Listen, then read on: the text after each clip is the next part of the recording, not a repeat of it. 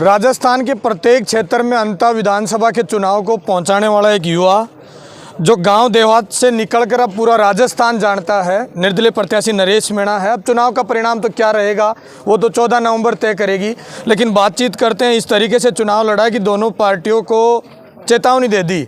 नरेश भाई, ये तमाम बातें मैं पहले जान चुका हूँ। कल चुनाव मतदान था, वो कंप्लीट हो गया, कैसा रहा आपका चुनाव? चुनाव अच्छा रहा, शांति से रहा, उसके लिए प्रशासन का धन्यवाद दूंगा। और लोकतंत्र का जो पर्व था वो बड़े अच्छे जश्न के साथ मना है। अच्छी वोटिंग हुई है, 80% की लगभग वोटिंग हुई है। सब लोगों ने, जबकि अभी खेतीबाड़ी का समय था, फिर भी बढ़ चढ़कर लोगों ने वोट दिया है। और इसके लिए अंता की जनता को बहुत बहुत धन्यवाद दूंगा कि इस चुनाव के दौरान उनका भरपूर प्यार और आशीर्वाद मुझे मिला है। 20 से 25 दिन पता नहीं कब खाना, कब पीना, कब सोना, कभी सपने आने, कभी ख्वाब आने, वो कैसा रहा दौर? देखिए, इतना सोचने का समय नहीं था। 3-3 बजे तक स्वागत होते थे, 3-3 बजे सोते थे, 4-4 बजे सोते थे और सुबह उठ के वापस जाना था। लेकिन मैं तो पिछले 2 साल से ही मेरा एक तरह का रूटीन सा बन गया ये। और मुझे लगता है कि अंता की जनता ने जितना प्यार आशीर्वाद दिया है, अगले 2.5 साल भी मेरे लिए चुनौतीपूर्ण है। जनता की अपेक्षाओं पे खरा उतरने के लिए हारे या जीते इससे कोई फर्क नहीं पड़ता, लेकिन जो अंता की जनता ने मुझे प्यार दिया, आशीर्वाद दिया, जहाँ जनता कहेगी उनके लिए खड़ा मिलेंगे, उनकी सेवा करेंगे। आज रात को नींद कैसी आई? आज की रात, कल की रात और परसों की रात तो आखिरी रात है। देखिए, ये चुनाव में बिल्कुल ही एकदम कूल होकर लड़ा।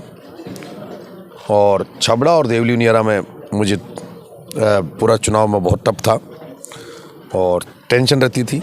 इस चुनाव में कभी भी मेरे चेहरे पर शिकन नहीं थी।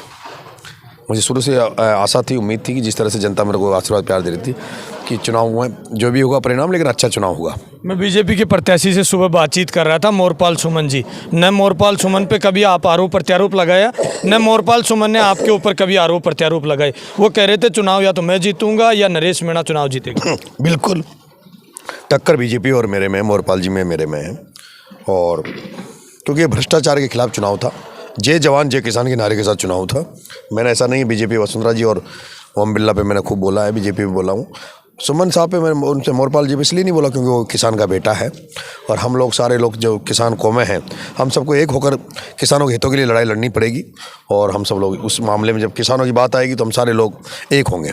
14 नवंबर को लेकर क्या तैयारियां हैं? माना जाए कि तैयारी नहीं है। अभी हमें काउंटिंग को लेकर थोड़ा टेंशन में है कि भाई मशीनें जहाँ रखी है उसमें कोई गड़बड़ नहीं होनी चाहिए, इसलिए उसकी निगरानी हम कर रहे हैं। उसमें मैंने ड्यूटी लगा रहा हूँ लड़कों की। अभी एजेंट बना रहे हैं हम काउंटिंग के लिए, तो देखते हैं ईश्वर क्या करता है। अब हार जीत तो ईश्वर के हाथ में है। हमारा काम